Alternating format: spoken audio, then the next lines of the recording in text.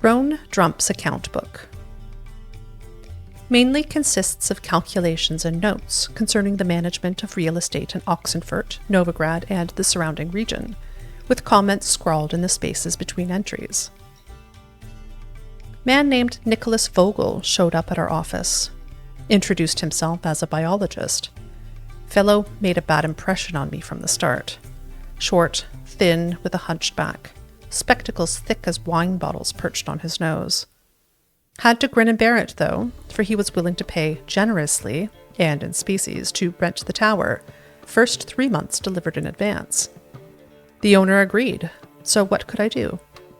But I was curious about this biologist and wanted to learn what he wanted a whole tower for. He was cagey at first, then let slip, giddy with excitement, that he planned to rear harpies.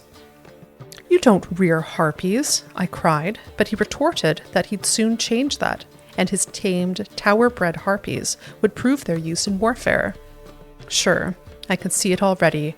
Winged vermin donning the Bredanian red, flying off all in a row. I swear, if I've ever heard a bigger load of rubbish, my name ain't Rohn Drump. A few pages have been ripped out and pecked. Vogel's late with the rent.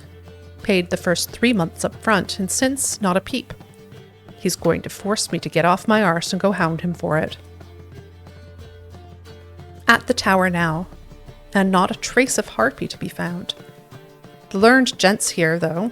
Thing is, he's dead. Something vicious sliced open his gut and dragged his innards all over the room. And that's not the worst part. In the workshop's back room, there's an open cellar filled with half-eaten human corpses.